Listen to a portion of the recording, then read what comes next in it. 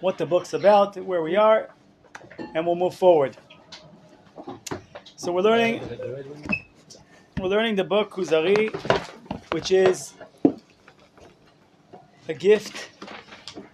As we mentioned yesterday, the Rav Kook started this yeshiva, Merkaz Harav, and Mechon Meir is one of the branches of Rav Kook's yeshiva.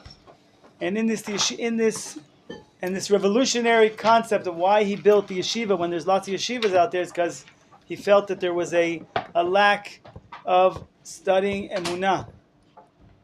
And therefore, what makes the yeshiva special, this yeshiva, which is the daughter of Merkaz Harav, Rav Kook's yeshiva.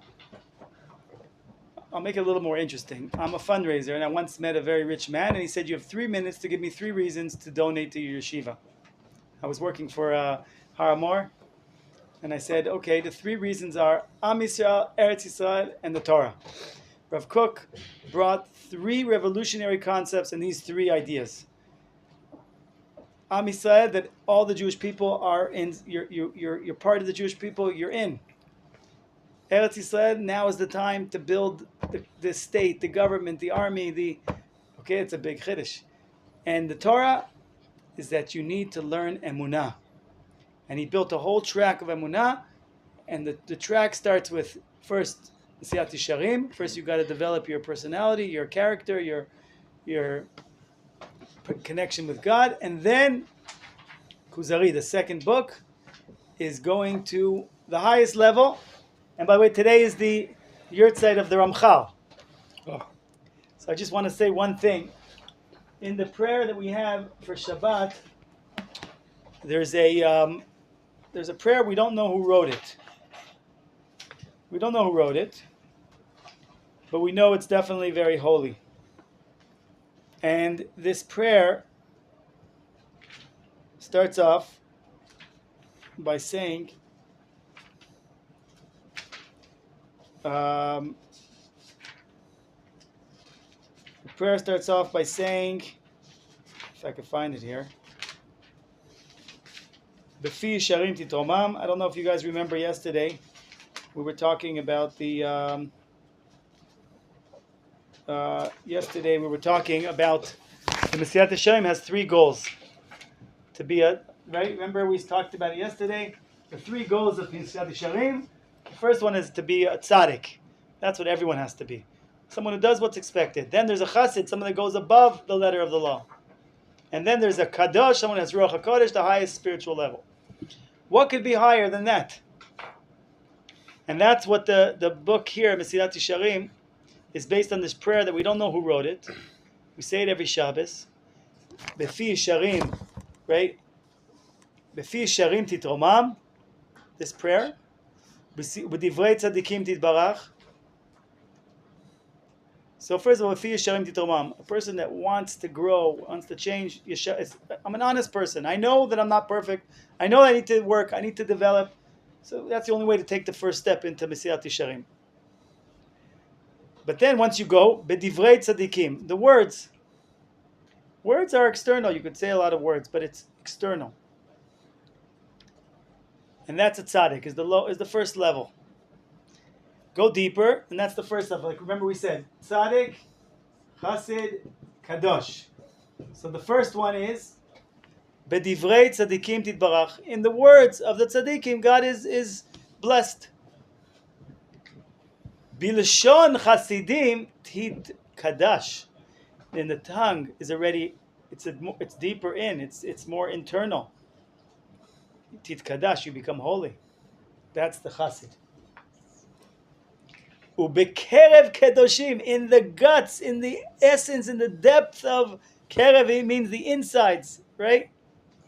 In the insides of the holy people, kedoshim titalal. And that's the highest level, someone that today can reach Ruach HaKodesh, and it's the highest spiritual level that a person can reach. What could be higher than that? What could be higher? You took the steps, tzaddik, chassid, kadosh. What else is left? There's one level higher. And what is that? Anyone want to guess? התפארת של כולם ביחד? זה מה שאמרנו עכשיו? במקהלות רבבות עמך בית ישראל. Whoever can connect the Jewish people to the nation, that's why individually Moshe Rabbeinu was on a lower level than Avram Avinu. But collectively, Moshe Rabbeinu received the name of God, Yud Kei Vav Kei. Moshe Rabbeinu received the Torah.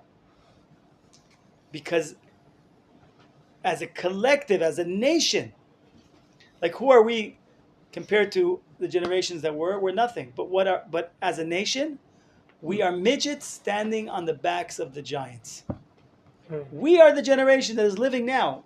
We are a generation that is the closest to the God that's ever been, because as we're getting closer, as a nation, as individuals, there's Yeridat HaDorot. It goes down and down and down, and we less. The generations before are always on much higher level. So now that we understood that, we're going to understand. I'm going to give a quick summary of the book and what we talked about till now, and then we'll jump into where we are today. Wait, so we're getting lower and lower? It's called Yeridat HaDorot, it's called. Does that make it easier in a way to become a nation? Because we are a nation. The nation is there. There's nothing holier than the nation, and the nation is always holy, and the nations always will exist. The nation is eternal. And that's what we're going to learn about. That's the first thing. It's very complex. It's not simple. Right. And that's why we have this whole book to explain it. But let's go back. So the book is written 1,000 years ago by Rabbi Yehuda Halevi. Two great giants wrote books in the hardest and darkest time of the Jewish people, 1,000 years into the exile. Pogroms, suffering. We're just trying to survive from going from exile to exile, expulsion to expulsion. Two giants come along, the Rambam and Rabbi Yehuda Halevi. One of the giants deals with outreach, is the Rambam. He deals with all the philosophy. And one deals with inreach, how to strengthen who's already strong. I believe it, but I need to be stronger. And that's the Kuzari. Here we are, the story of the Kuzari. It's based on a true story that happened 400 years before this book was written, this is written 1,000 years ago. It's about a king who decides that he wants to serve God. And he starts to perform sacrifices. He has a dream that recurs, a recurring dream. Angel comes to him in the dream and says, God does not want your sacrifices. Your intentions are wanted, but your actions are not wanted. And he wakes up startled. What am I going to do with this dream? And he calls a philosopher. First he starts with a philosopher. We'll explain what they all told him. A philosopher. And then he goes to a Christian, and then he goes to a Muslim, and then he comes to the Jew. But first of all, so this is based on a true story. The rabbi is writing the questions, and the rabbi is writing the answers. It's very, sophisticated, safruti,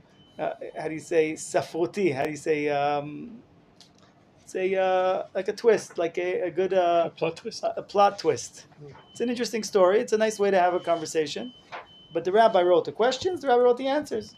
There was a king in Kuzari, which is near Russia, that this happened. They met a rabbi and they converted. This kingdom in Kuzari converted, and that's a real story. But this is based on it. Now, who is this king?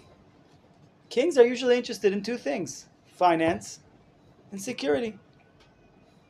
What's this king that wants to sacrifice, and who is he turning to? He's turning ultimately to the Jewish people. Explain to me, how do I run my kingdom? Oh, this book is to remind us, remember who you are. Remember your mission. Remember your calling. I created you to be a nation of priests. A nation, not individuals. And this is, remember your calling. This is who we are. We're not just looking for a safe place to live and have security and financial security and how do you say, shouldn't be wars. That's not what we're here for. We're a nation. We have a mission to be a light unto the nations. And this is this gift that comes to us to remind us who we are. We're drowning. We're 1,000 years away from, we're 1,000 years into the exile, and we're 1,000 years till we're going to be back to become a nation again as we are today, and we're blessed to live it. But the rabbis come, take your head out of the water. Remember who you are. And we've been learning this book for generations. And the Gaon of Vilna said this book is kadosh v'tahor, is holy and pure, and all of the foundations, ikar emunei Israel v'Torah tluim bo, all of the beliefs and understandings of what it is to be a Jew depend on this book, are in this book. And he said to learn it, and it's very important. And we have Rav Kook, classes of Rav Kook teaching Kuzari as a Rosh Yeshiva.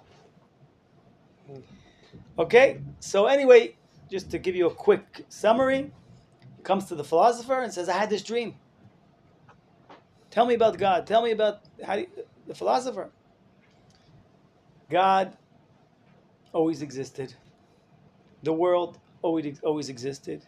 God is too great and too big to care about you. Your dream never happened. You made it up. You're dreaming. It's just a hallucination or whatever, or a fantasy you have. God doesn't care about you. He doesn't hear your prayers. He doesn't care what you do. He's beyond that. And the king says, what? That's what your answer is? I know that this angel speaking to me is real. I know that this desire to get close to God is real. I know that there's billions of people, Christians and Muslims, that they believe they're doing the will of God. They kill each other. They're willing to die for it. They fast. It's not just there's a passion, there's a desire, a need that people have in their life to be connected, to do the right action and the right thing, and they believe that they're doing it. You're living in your ivory tower. There's something wrong with you. I don't believe it. I'm sorry. You're not the answer. Calls in the Christian. Tell me about your belief. God created the world in 6 days. The seventh day he rested. The Jewish people came out of Egypt, Adam and Noah. Everybody comes from Adam and Noah. Everything that happened to the Jewish people was real, and it happened before many people, and it happened over and over again, and it happened, there was no questions about it. It happened before masses of people. Wow, sounds good. But then, God decided that it's time to become a human. And he made a woman pregnant without a husband. He made her pregnant. The baby was born looking like a person, but really it was a prophet. Looked like it was the Messiah, but really it was God. What? And everyone has to believe it, and whoever doesn't will suffer and be destroyed forever. So you're saying, God, a woman gave birth without a baby, without a husband, and that it looked like a person, but it was really God. It looked like a prophet, but was really God himself. So basically, if I want to be Christian, I have to sacrifice my common sense. I have to just believe in something that is complete nonsense. That completely, like the stupidest thing I ever heard in my life. That what really happened, that we know the real story. This woman slept with a guy when her husband was gone. We know the names. And the husband came to kill her. No. I didn't sleep with the guy. She was pregnant. I didn't sleep with the guy. So what happened? God made me pregnant. How does that happen? God made me pregnant. Okay, the baby's born. No, it's not a baby. It's God. Oh. Anyway, sorry, it doesn't make any sense what you're saying. Let me talk to the Muslim. Okay, what do you have to say? God created the world. God is not a person. God is not a physical entity. He's not physical in any way. We want to have nothing to do with what the Christians say that God is a person. It's idol worshiping. Anyone who says that is idol worshiping. And God created the world in 6 days. Everyone comes from Adam and Noah. Sounds good. And then Muhammad came along. And Muhammad is the final prophet. That an angel spoke to him and gave him this incredible book, the Quran. You read it, wow, you just fall off your chair. It's no human could write even one word of this. He's the final prophet. Whoever doesn't go by him will burn in hell forever. And in the next world, you will have women and food and all the physical pleasures you want. Whoa. So God is not a person. God is not a physical materialistic thing. But you are you're an animal. You're just that's all you are. And the next world is all physical pleasures. And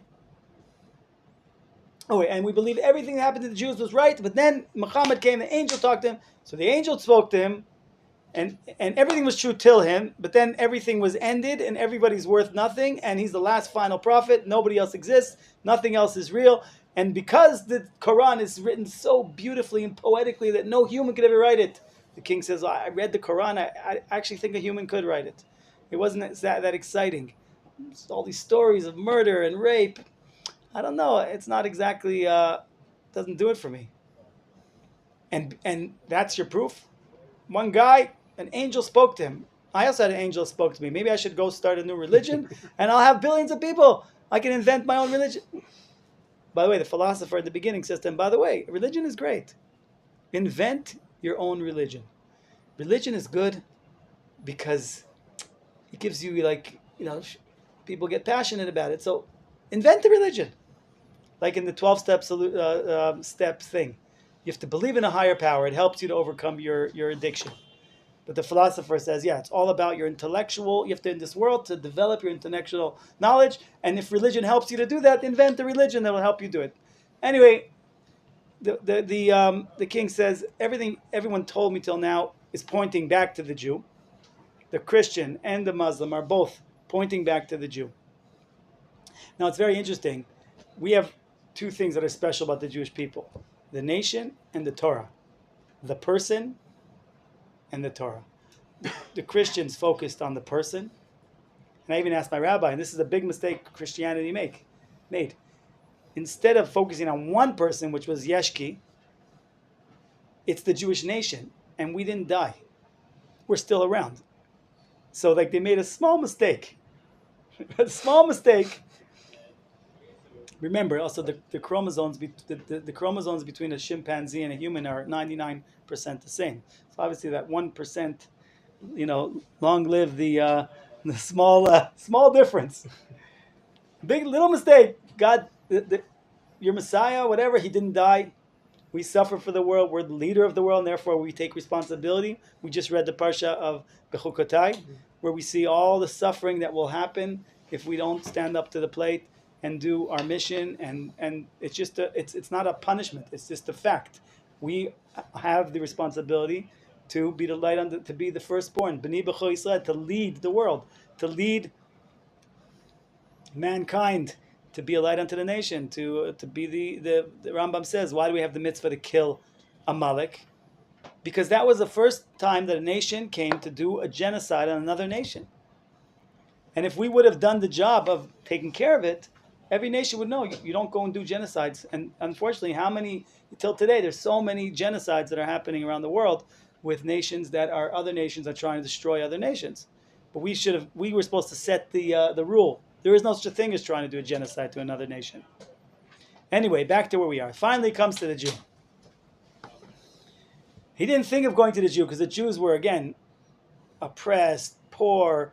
The philosophers were respected people, were rich and exciting and going there. It was going well for them.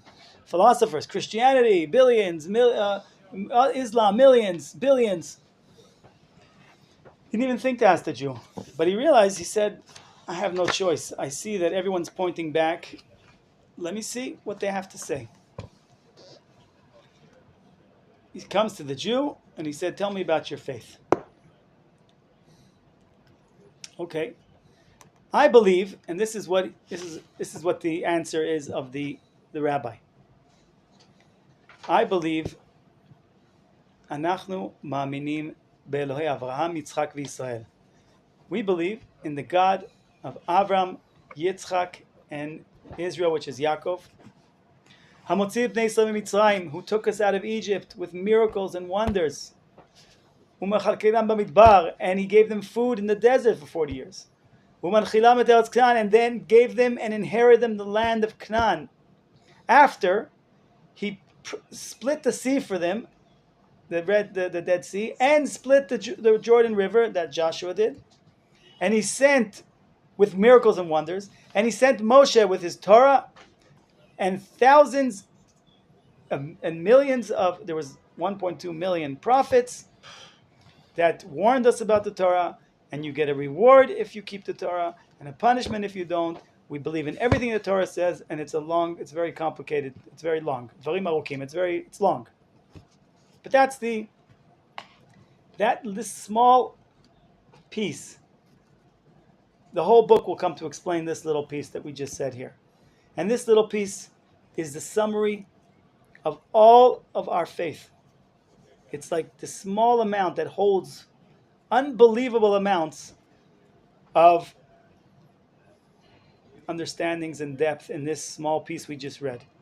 But let's ask a few questions first about what we just read here. The Kuzari, the rabbi, he knows history. You read this here, what does it say? God took us we believe in God of Abraham, Isaac, and Jacob, took us out of Egypt. Where's Moshe Rabbeinu? He's not there. And he brought us to the land of Israel and gave us the land of Israel. And then he sent Moshe Rabbeinu to give us the Torah. Does that sound like the order? No.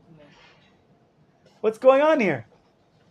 And it wasn't God just took us out of Egypt. Moshe Rabbeinu was there. Where is he? Why is it not in order? I was going to ask, actually. Right? Yeah. First question. Second question. Where is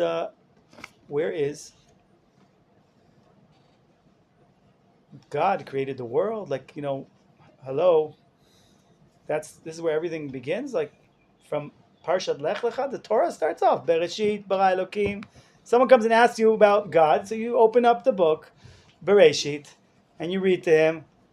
God created the world in 6 days. 7th day he rested. Adam, Chava, ba. This is where you start. From Parshat Lech Lecha. Where is the whole Torah? And the king is furious. What does the king answer to this question?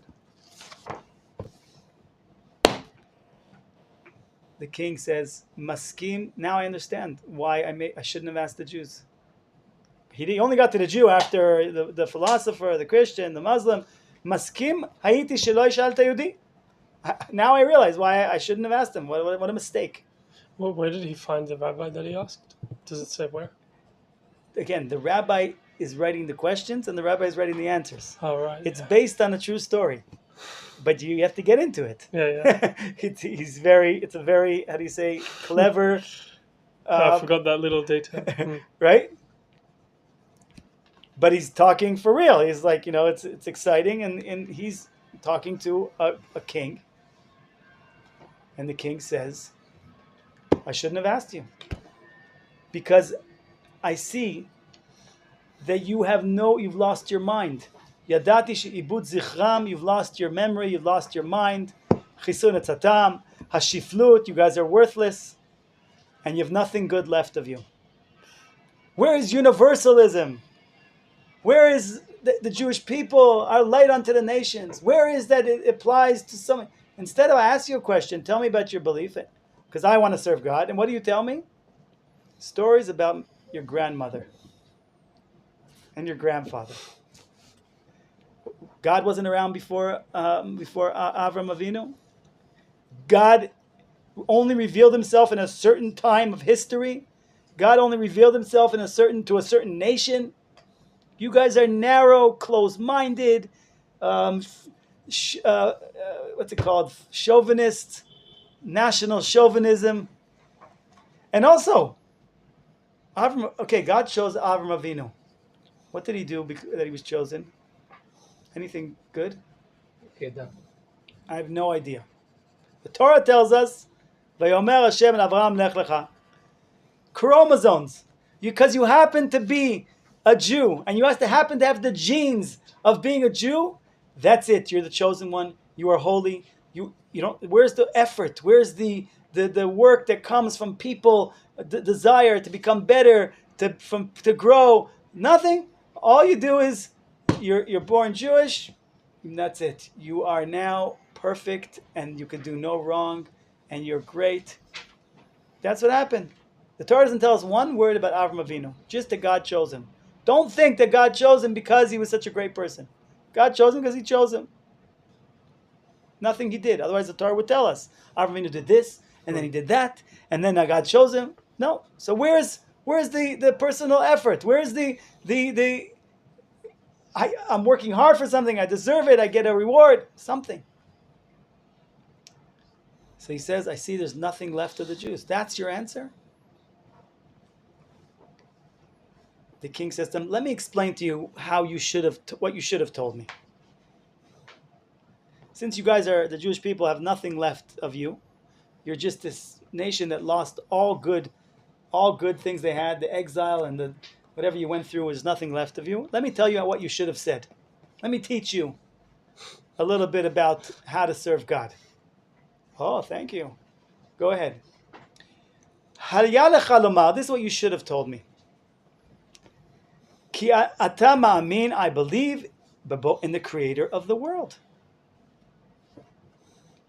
who not only created the world, he also guides the world and leads the world. I believe in who created you. I believe in who gives you food and stories like this. I believe this is what it means to be someone who believes in God and connection, has a religion. This is what it's about. And because God created me and created you and feeds me and does good, therefore I am trying to pursue truth and be like the Creator in His righteousness and in His wisdom. This is the way to talk, not stories about your grandmother. Wow. The king gave him a hard blow. What's he going to answer? Okay, my friend, Amar Chaver, he's called a friend because the rabbi is a friend to everyone.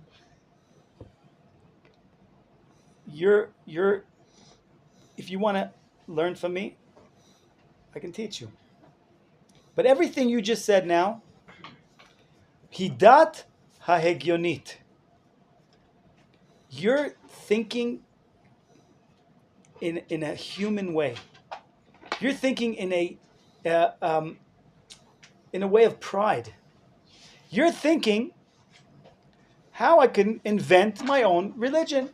You're thinking, how do I decide who God is, what God wants, how to serve God, all these things. That's what the philosophers do, and that's, like the philosopher said, make up your own religion.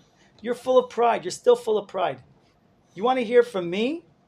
Let me tell you something. You're full of pride. You're looking for a religion that makes sense, comes from below to above. I will decide who God is. I'll decide how to serve Him. But there's only one problem with that. You'll decide to serve Him, and another guy will decide another way to serve Him. And therefore, nobody will agree on the same way to serve Him. No one will agree on who God is. Everyone will come up with another thing. Nobody can prove it. And therefore, you're left with idol worshiping. Idol worshiping comes when you decide who God is and you decide how to serve Him. You had a dream, and you know that God came into the dream. You know that's real. God came to you. God told you something. And therefore you're searching. So if you're searching, then you need to have some humility. And everything that I told you in the beginning, I'm not talking to you about some vague connection to the creator of the world that I wasn't there. I don't know who he is. I'm only talking on what God revealed himself to the world. God revealed himself to Avram, Yitzchak, and Yaakov. You want connection with God?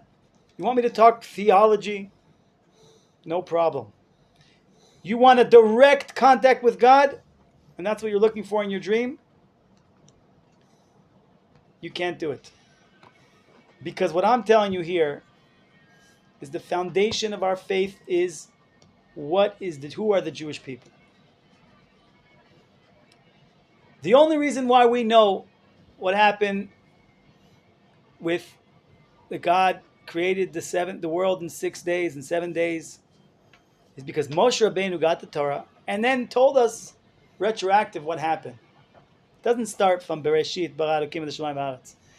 And the only reason Rashi says the only reason why the Torah starts from Bereshit bara Elokim v'shamayim v'haaretz is that when the nations of the world should say thieves, you stole the land of Israel, we should say no.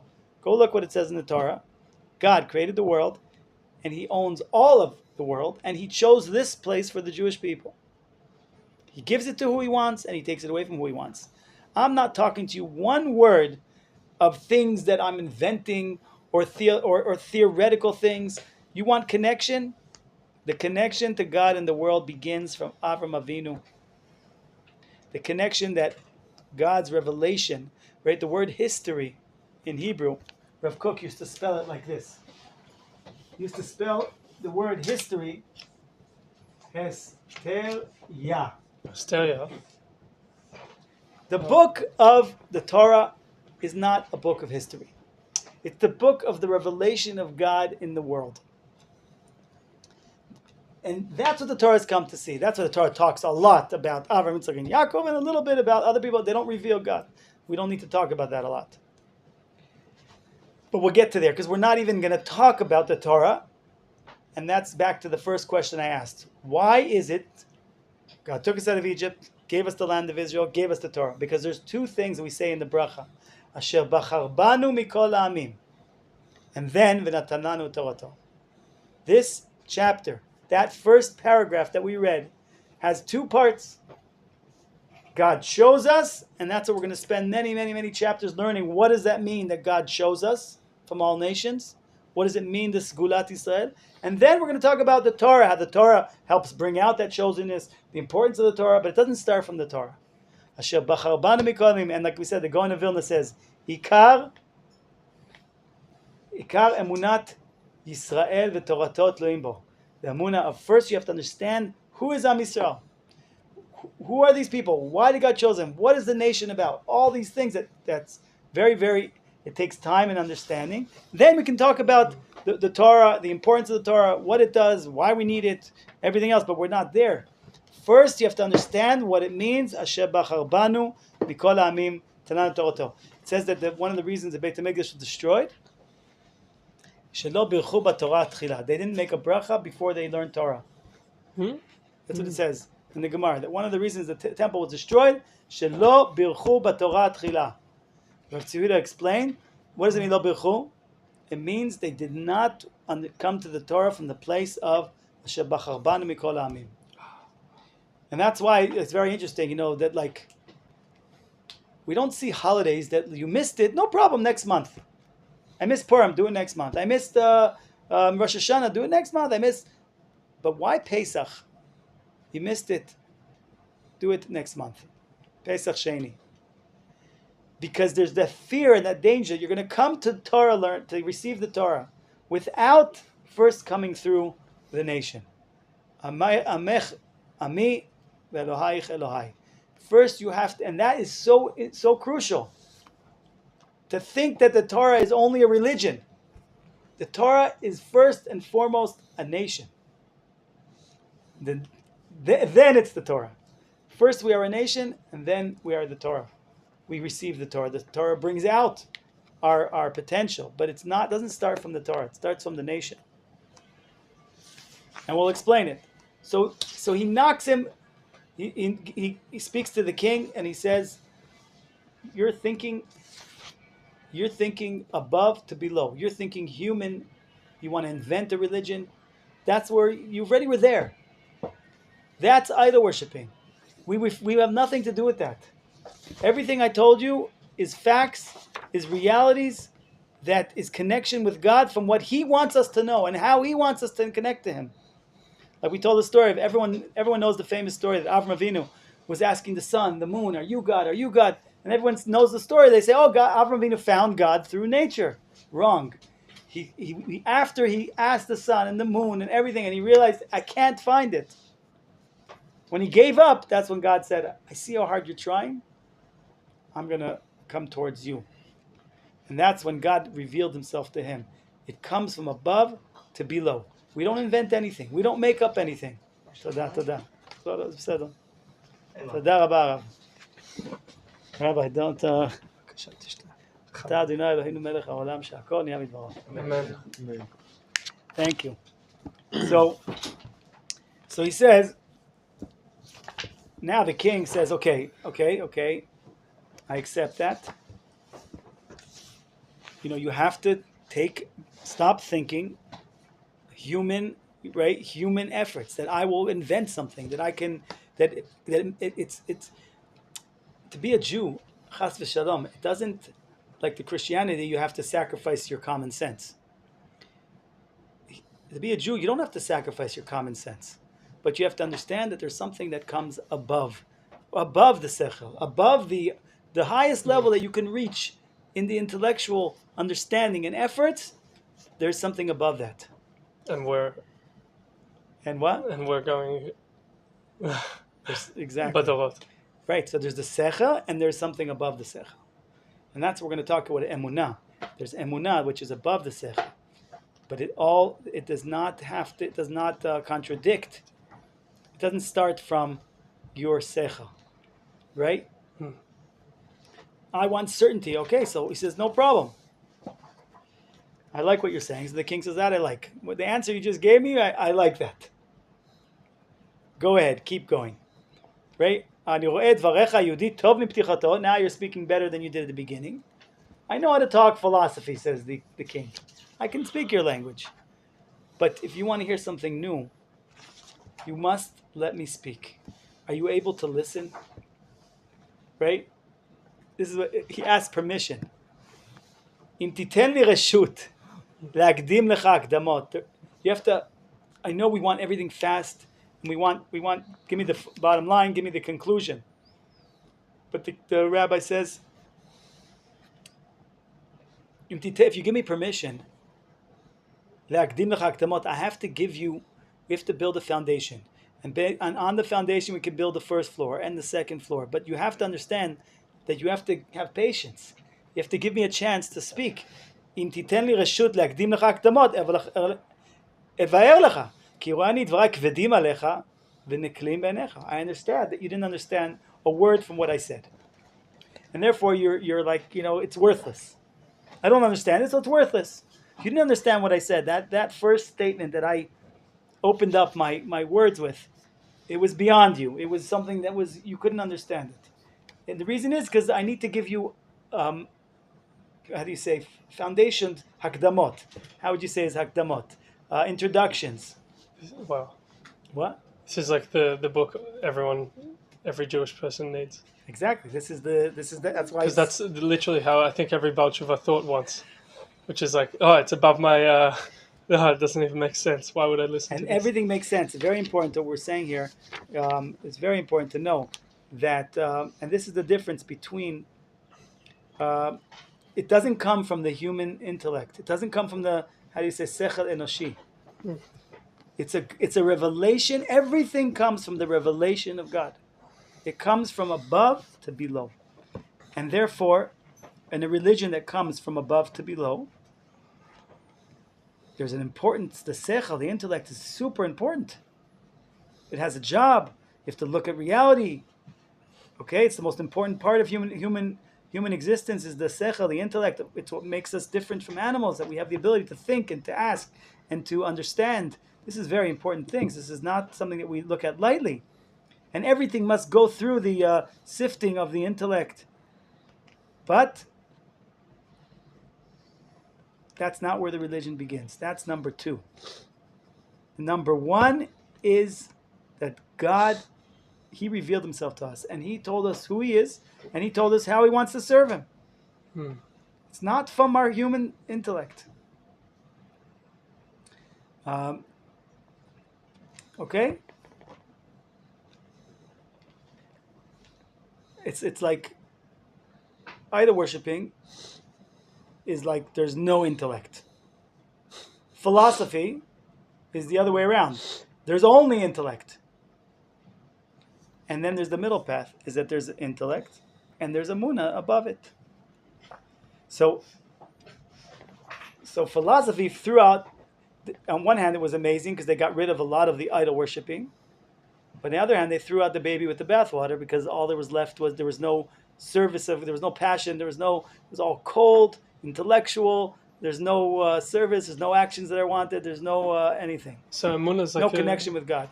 Amunah is like a tumbling of humbleness, constant humble. Constant humble. And that's what we're saying. All the religions come from pride. Because I will decide who God is and I'll decide how to serve Him. Right. And that's what the king liked to hear. And he says, now you have to let me give introductions. He says, okay. He says, Hakdemotecha v'ashmehem. I'm ready to listen. Okay? Okay? We have to start explaining what is this connection with God? How did it happen? How did it begin? I will explain to you. I'll explain to you the connection to God. I'll explain to you the actions that God wants. But it all has to go through the understanding of the essence of the Jewish nation in creation. It's one and one. It's one and together. Whoever doesn't believe in the coming out of Egypt, whoever doesn't believe in the Sgulat Israel, in the chosenness of the Jewish people, does not believe in God. Because this Sgulat, this inherent creation of the Jewish nation is the foundation of the whole Torah, and whoever doesn't believe it does not believe in God. Okay, now that's a proof that comes from the negative. Okay, we still haven't explained the positive. We're just saying the negative. Okay, so he says, now when you want to explain something that's very complex, you tell a story. You tell a story, it's something that you can relate to, it's something that is human. It helps you to connect.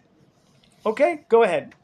So the rabbi says, if I would tell you that there's a king in India.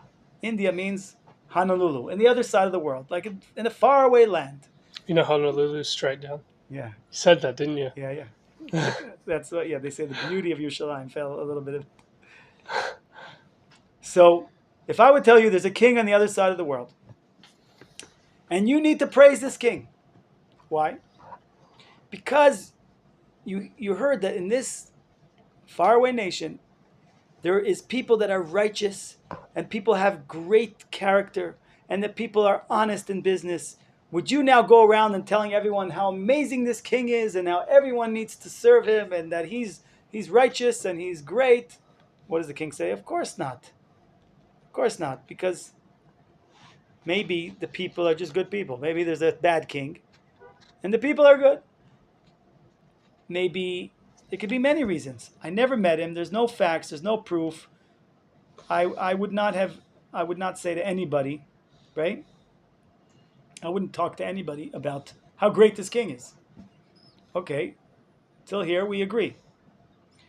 But what would happen if now there would be a delegation would come to you a delegation of people from the king, and now you know there is a king in India, and he came with a long letter explaining how he runs his kingdom and why the people are so great and how All these, a full letter, long letter explaining everything about his kingdom and how he runs in kingdom and how it's supposed to be and how everything else, why the people are so good, and it's addressed to you, dear King of Kuzar, da da da da da, and then signed the King of India. Okay, now not only this, right? Then I would be sure there's a king. The king wrote me a letter, and he explained everything. And not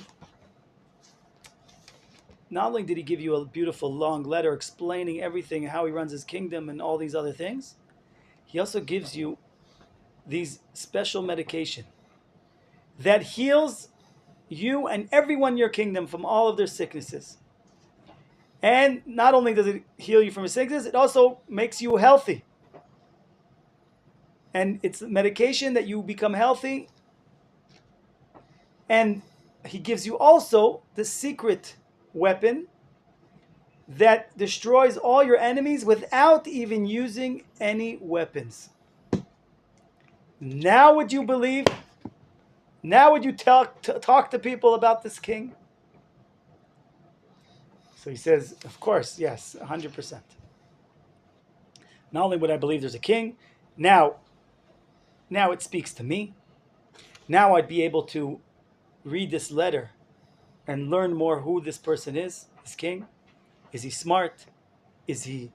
I'd be able to learn all about him. I'd be able to look, to really understand, looking deeper and deeper into this letter, understand who he is, how he thinks, why he does things. I'd be able to do all understandings of who this king is. And then, of course, I would tell everybody how great he is and everything else. So what is this story come to tell us? This story, right? This story is the story of the Jewish people. This is our story. This nation, the Jewish nation, cannot never be destroyed. We have some kind of gift that we got from this king, the creator of the world. You can't come in contact with the creator of the world directly. But you could come in contact with the revelation of the creator of the world. And this nation, okay, the only way that you can, right, you can't meet the king. In other words, you can't know who God is and who is, how do you say, in the atzmuto, in the essence of who God is. But you know you can connect to God in the revelations of God, what he chose to show you or tell you about him. Okay? And that's who the Jewish people are. We are called the witnesses of God.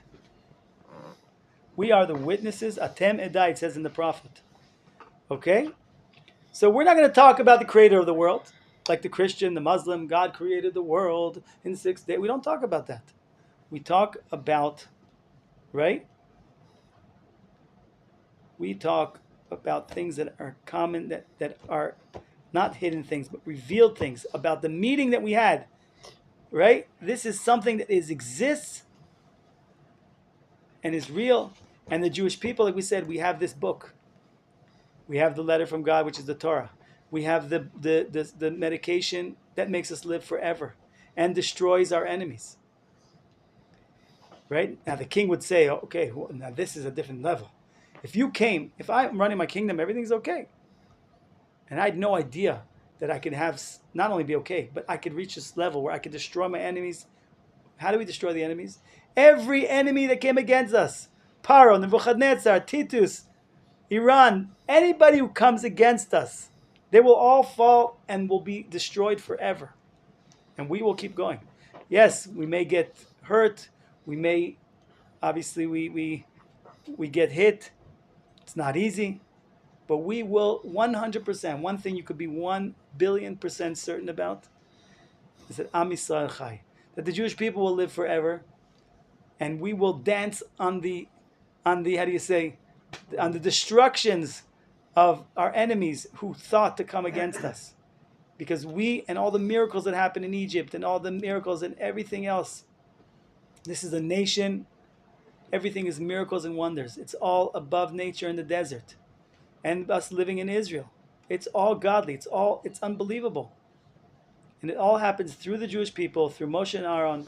So I'm not telling you some theoretical story about some vague God, right? This is real. This is life. We met him. We have, right? This is us. We've met with the creator of the world. Us, 600,000 men and millions of old people and women and children. Our souls, the soul of Klal Yisrael, met the creator of the world. This is it. Wow. Now the king says, well, something like this, if I would really understand this, this would be a revolution. My whole life would change. My whole reality would change.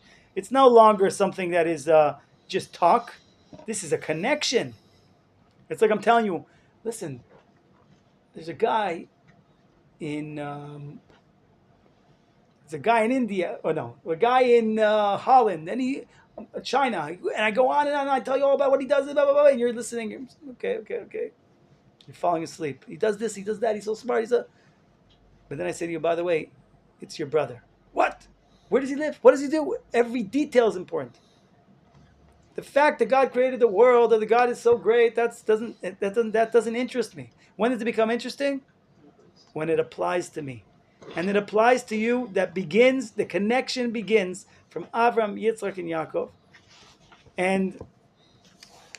And that's where it all begins, and that's where it all leads to. So he says to the king, so then if I asked you to describe him, we'll go back, right? He said, I'd have no doubts, I would know there's a God, because they came with the letter, and right, I know God is not there, God is here. I came in touch with him. God, right, it says, Vayired Hashem al Har Sinai. God came down on the mountain of Sinai. We're receiving the Torah in a few days. This is it. Vayired Hashem al Har Sinai. God came down. There is a God in the world. And he speaks to these people. Again, we're not talking the essence of God. We don't know anything about the essence of God. We know about his revelation. We're talking about the effect, the light that exists within the Jewish people. So then the rabbi says to the king, now if I asked you, describe God to me, what would you say? Right? You saw the king, you saw the letter, you saw his messengers. Who is God? How would you describe him? Kuzari said, "B'te'arim asher yitbaru etzli." I would say, based on what I saw with my eyes, the messengers, the letter, the gifts, the miracles. Obviously, now you understand why I said God took me out of Egypt. Because everything that was revealed to me through the meeting, and that's the only way to understand everything. From the light that is revealed in the nation of Israel, you can get to the light that comes before the Jewish people and before the world. In the beginning, I had all these doubts. Is it a real king?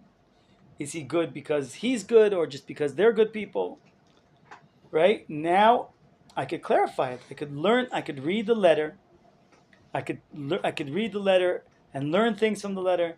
I could see, I got the letter from the king, so I know that there is a king. And therefore, I will come to the conclusion that these people are really good because of their king. In other words, the way he guides them really bring a person to be happy. Really bring a person to be good. As he said, these people have good character, and these people have good, and they have good the way they act in business and everything else. Right? And I can also learn all kinds of things from the letter. I can learn, is it, right? If the letter is very, very smart. So it was written by a king. It means that the king himself is very, very smart. I could learn all kinds of things. So we're going to end here. And next week, we're going to go on to ask some very difficult questions. Okay, fine. So the Torah is only for you. The king will say, okay, So the Torah is einanu tunakim lachem, and no one else has any obligation for it. So that's it. How could you restrict all of the spiritual world, all of the creation of God, to only to this one small nation? How does that apply to me? I understand how it applies to you. So you met the king, and you got the letter, and you got the things, and so you believe it. That's great. So that's it. So God, you guys go off to your little corner and have your spiritual connection. Well, where am I in the picture? That's what we'll learn next week. God's help. Yeah.